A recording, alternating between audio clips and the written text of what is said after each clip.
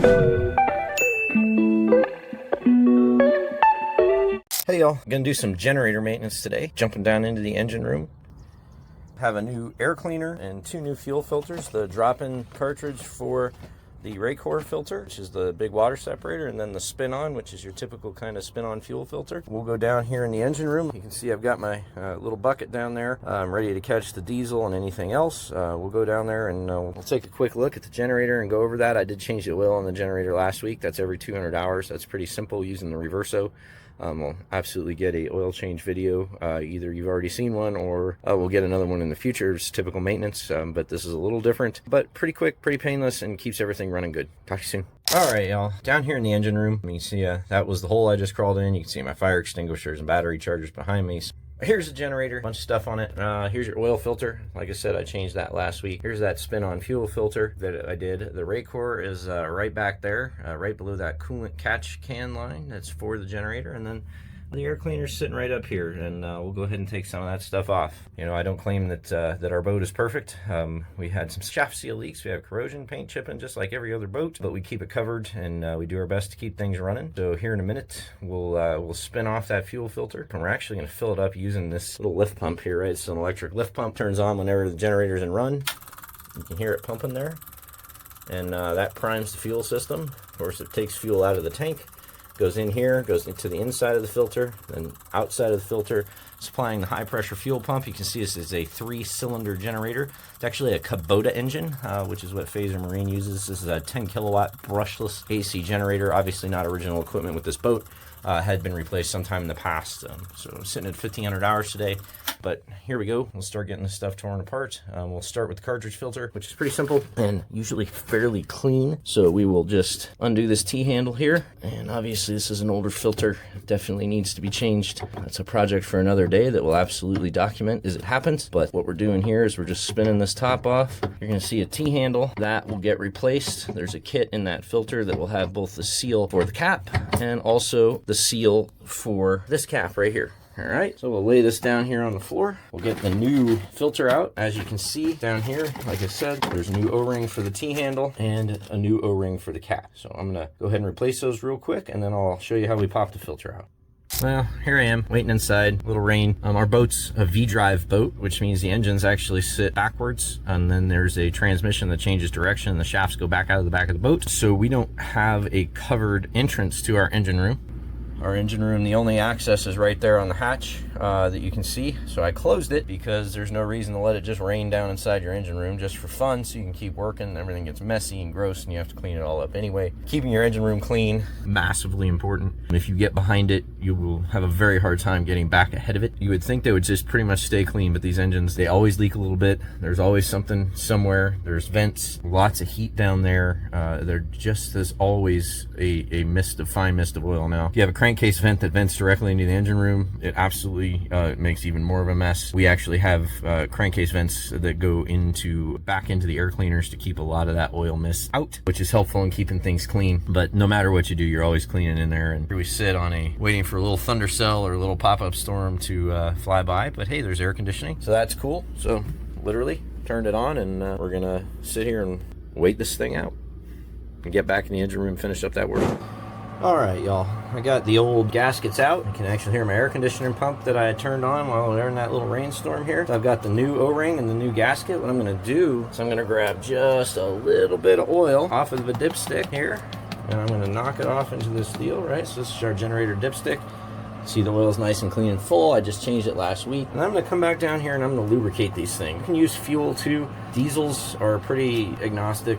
I would probably not do this with a gas engine, but diesel engines can take just a tiny bit of oil in their fuel. It won't hurt them too bad. I'll have a whole nother segment on alternative diesel fuels one day. But so I'm just making sure these are all lubed up, nice and clean. I'm gonna put them back and then put them back where they belong in the new seal places, right? So back in the cavity for the cap, and then onto the T-handle that holds cap down. You don't want air in fuel, period, dot. That's no good. Diesels, if they're governed by fuel flow, right? So if you had the fuel flow drop out because of air, because pumps don't pump air, then it will shut down. I'm gonna need 2 hands for this. I'm gonna go ahead and stop it. We'll put it back together and we'll get the filter changed. Hi y'all, got my new stuff in here ready. Got the T-handle with the new O-ring, the lid with the new O-ring. You can see the old O-rings in there. And we're gonna go ahead and grab this filter. There's little handles in here. You can use a flathead screwdriver, make sure it's nice and clean, get this guy up out of here, and then we're gonna let it drip inside there. All right, it's a little dirty. That is a little bit dirty. You don't want to see that much black stuff on there. That means you might have had some algae or some other things. We actually just shocked our fuel tanks in our last fuel pickup, which might be some of that, right? So put the old filter in here. We'll just allow that to drain out, put it out of the way so we don't step in it. All right, so we're gonna slide the new filter in. Pretty simple. Down it goes. All right. And then we could refill that with diesel, which we may do here real quick just to make sure, but we also have an electric fuel pump on here. So let me go grab a cup and we'll fill that up. All right, y'all. Said waited out the rainstorm, back in here, changing filters. I have a absorbent cloth here. We're gonna take off the spin-off filter as well here, and then we're gonna use that electric fuel pump to get some diesel for the drop-in filter, and then also to fill up the new spin-on filter. Well, this trick won't work if you don't have an electric lift pump for your generator or for your main engines, but it works pretty darn good when you do. So I'm gonna flip this thing around here. And what I'm gonna do is I'm gonna turn on the start button, and that's gonna fill up my cup here. That's what I'm gonna use to fill up my drop-in. And I'll use the same pump to do that. And we'll just put a few ounces of diesel. You can see in there, it's just pumping away, filling up that cup with diesel fuel. That's nice, clean diesel fuel coming from that drop-in filter. All right, y'all, there's enough residual in there before it cavitated to fill up this filter. All right, so we're gonna throw it back together here. Pretty simple. New filter, new O-rings, new gaskets, and then we just twist this thing down here. Gotta be careful not to cross-thread it, especially when the designers put that hose right in the way, making everything nice and easy.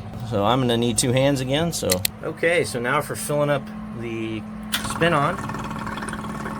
It's gonna take that pump a second to prime the Racorfilter that I drained to fill the Racorfilter, but there we go. So you're filling that thing up. Still have that absorbent cloth on there to catch any mess, and we're just gonna keep filling that up till with clean filtered diesel that's coming out of that spin-on filter until we see it top up here. Like I said, this is a pretty neat trick if you have an electric lift pump. The engines have a spin-on filter just like that right there. You can use the same thing. All right, we're a little full, and that's why I have the absorbent rag there, so she's nice and full so we don't have any air.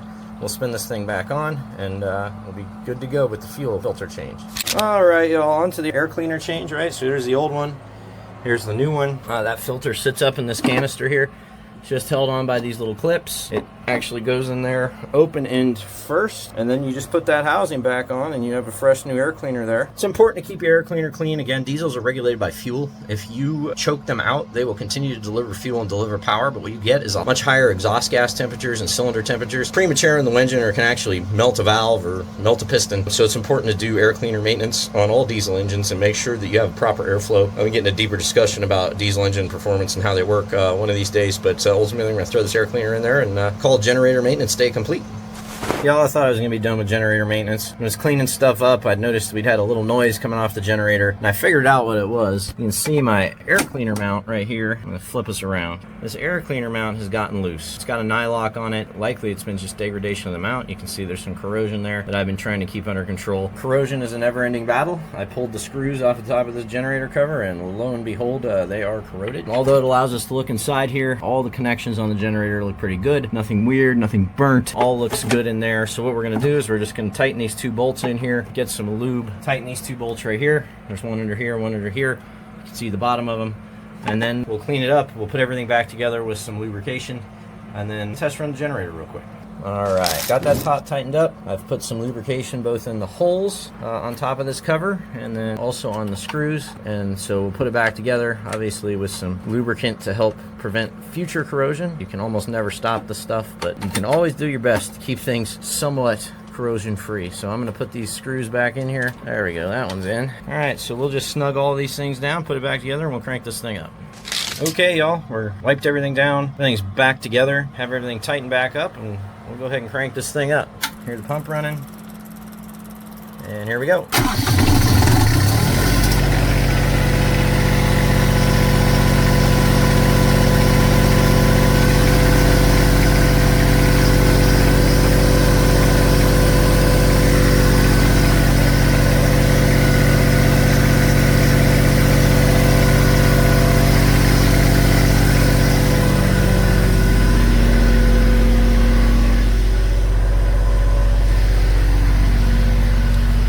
just in time for another rainstorm. Let's make sure we're pumping water. We aren't. That's not good.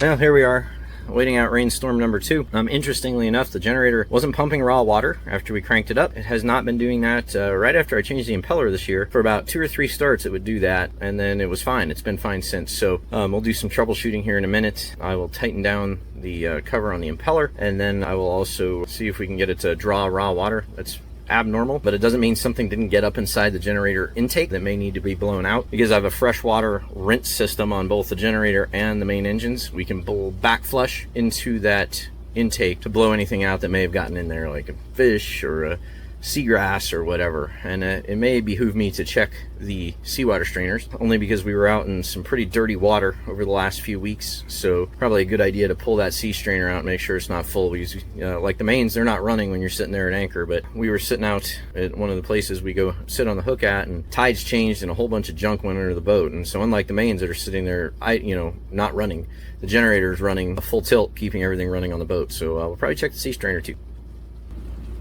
Well, still sitting here down in the boat waiting for this rain to go away, but I got out the tool I'm going to use to change my impeller cover, or tighten my water pump. This is a 90-degree angle screwdriver, spotted off of Amazon. I don't generally spend a lot of money on boat tools unless they're expensive or proprietary. It comes with a bunch of very short bits. It comes with long bits. You can order it with long bits or very stubby bits. I got the stubbiest I can. Every year I have changed the generator impeller up to now, so this is I think the 4th impeller change. I've been doing it with a crescent wrench and a bit. That has not been great. I'm thinking maybe that's part of my problem. You also have to think about that inside these raw water pumps there are wear parts. Not only is the cover a wear part, but also the cams and some of the other things, and most of the kits come to it. So if we still have this water pumping challenge that can't go away with this, probably gonna have to order at least a new cover plate, if not a rebuild kit for that pump. And we'll show you that when we get back down in the engine room once this rain goes away. All right, rainstorm number 2 complete. Back down here in the engine room. Like I said, I'm going to tighten up the impeller cover. I think that might be part of our problem for not pumping water. The impeller cover is right here. I showed you that 90-degree screwdriver earlier, and I'm just going to go ahead and get in here, and I'm going to put just a little bit of turn on these guys. It would help if I had the screwdriver going in the right direction, and make sure we're tight here. And there's a little O-ring gasket actually under this cover that seals this. As I mentioned earlier, I did not have the proper tool for years, and I've just kind of been doing my best with a bit and a driver. It's never yielded any problems until now. Even you can see even down here, this little one is still surely not the most easily attainable to even get a little bit of torque on it here. But I'm going to use 2 hands. We'll get that last one torqued down, and we'll crank this thing up again. Okay, like I said, tighten down the impeller cover. Probably got an 1/8 turn on all of those screws with that new tool. I'm sitting right above that lift pump we used earlier. You can see it's splined into the gears of the high pressure fuel pump. And then so water comes in from the sea strainer. I said I was going to check that. The sea strainer feeds that. The seat cock for the generator is right there. That yellow handle sticking up just in front of the bilge pump. You can see I keep an absorbent rank down there to grab any oil or anything that gets in the water. But that water flows back into this side of the sea strainer right here. Goes down, goes in the top, goes down into a basket, and then out to the generator, hopefully with a lot less dirt in it than it started with. This is my freshwater rinse system. So you hook a hose up to this portion of it right here, and it allows you to select which filter or which sea strainer you're going to push fresh water to. We will use that after we see if we can get this thing pumping on raw water. If not, we'll also use that to push water back through that sea strainer and see. So as before, we'll crank up this generator and then go see if it's pumping again.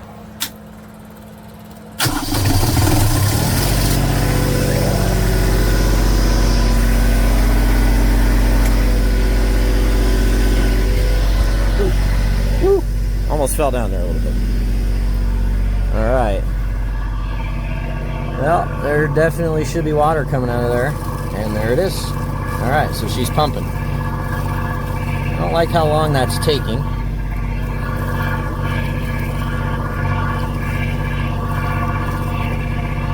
Definitely think we may need to clean the sea strainer here. Well, y'all are in for a treat. I guess I'm going to get in there and clean that sea strainer. It's burping a little bit of water, but not as much as it should be. Well, here we are back in the engine room. We're going to clean that sea strainer. This is probably Arguably almost every boat project, any boat owner will tell you that every time you start a project, you think it's going to be quick and easy, and then you spend the next 3 hours doing something else that you didn't expect to do. So we'll pop open the sea strainer, see if there's a bunch of junk in it, and we'll clean that, and then see if that doesn't solve that water flow problem for us. If there's nothing in that sea strainer, like I said, we'll use this freshwater rinse system to back flush through the sea strainer, just in case anything's decided to crawl up in there and make its home in there. So to get the sea strainer off, super simple. These are wing nuts. They should be hand tight. They're almost never hand tight. I just use this little crescent wrench I keep down here in the engine room to loosen those. And then I'm also gonna pull this thing out. And so the way this works is there's actually a notched side of this cap. So here comes all the salt water. I'm gonna tighten that back down for a second and get my shop vac ready so I can suck all that up. So once those are off, I'll show you what it looks like. All right, there's that notched side. I keep that on the inside. It makes it a little bit easier so you don't have to pull it out. But as suspected, that sea strainer is completely full of junk. So obviously going to clean that out. We were in some dirty water last week. This is like 90% of the problem, I'm sure, with our water flow on the generator. So I let that drip a little bit. I try to keep as much salt water out of the boat as possible. It's nearly impossible to do it, but to help yourself out a little bit, you can use your shop vac to clean out the rest of this thing.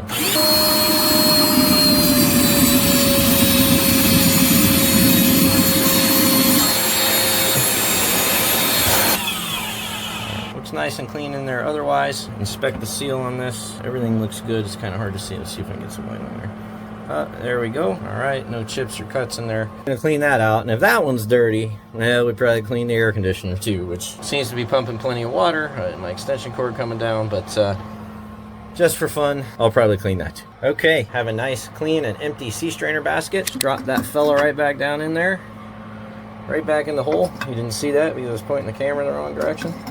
Alright, that sits down there. I actually modified that so that valve would hit there. That's what that little cut's for. As you can see the valve from the freshwater rinse.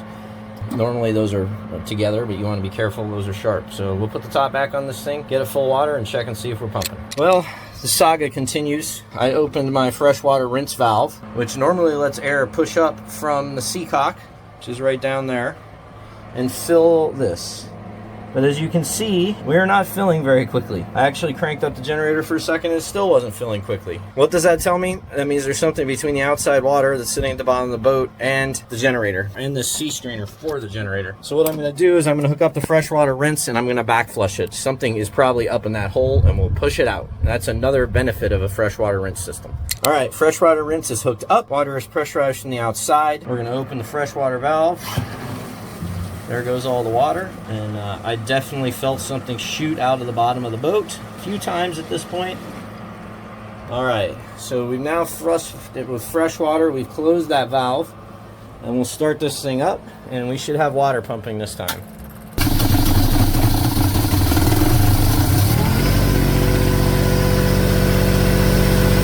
Well, generator maintenance saga continues. Even after cleaning that sea strainer, it will only run when I'm running the freshwater rinse. So I'm gonna put in my spare impeller.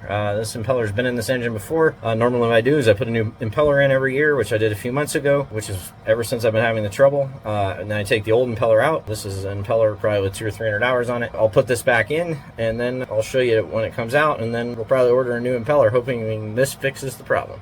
All right, I have the impeller cover off. That's what it looks like. Definitely gonna need to clean that up.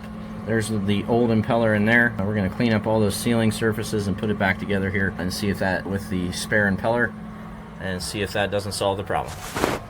All right, here is the standby impeller. You can see my liquid soap down there. That's what I'm lubricating the impeller up with so it doesn't have a dry start. You can see there is a flat spot on there that matches a flat spot on here. I've cleaned up all the sealing surfaces with a wire brush, cleaned it all back out. So we'll go ahead and stick this impeller in here and then put it back together. All right, got the impeller back in. You see the O-ring that seals around there. I just use some soap to keep that in place. I'll lay the cover on and then we'll crank it back up and see what we get.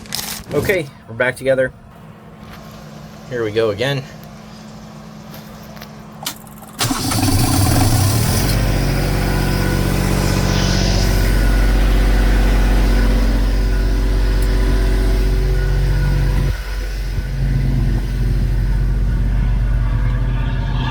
I'll give it a few seconds here, but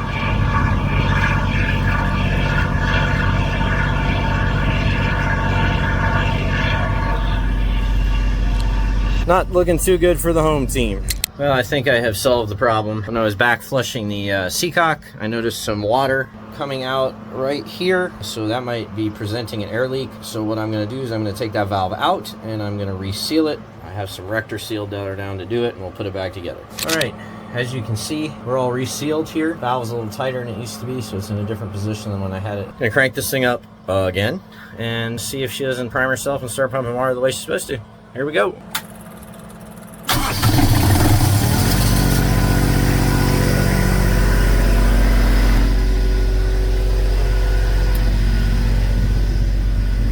Survey says not yet.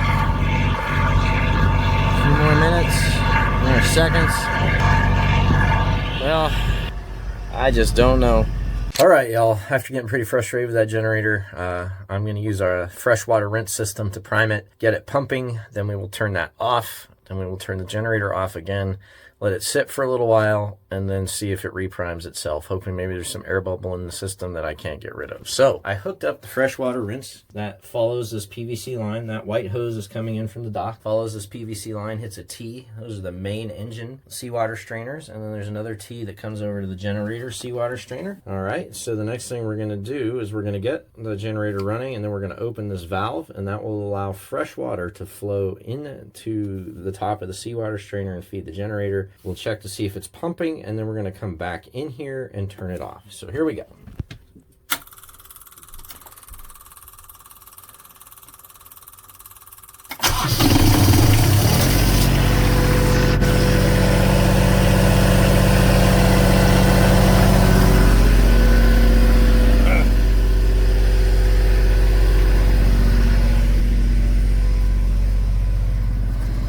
Okay.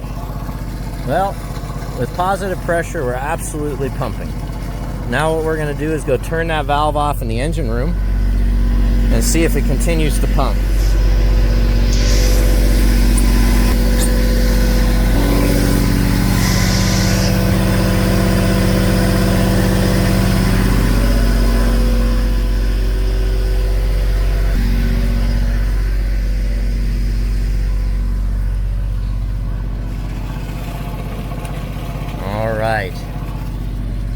As you can see, the sun came out while I was taking a break. It's always a good idea if you're getting frustrated to take a break and try to figure some other stuff out. So the next step is we're going to shut down the generator and then go do something else for a little bit and come back and start it up without the fresh water and see if it held its prime. Hey y'all, we got through it. It's been about an hour since we jump started it with the freshwater rinse. We're going to go ahead and crank it up. As you can see, the freshwater rinse is disconnected. Stow that back here in the bilge. Those are the aft bilge pumps and the aft seacocks. In any case, we're going to crank this thing back up. You can see we're closed over here on the sea strainer, and then we're going to see if this is enough to get us where we needed to go. So here we go.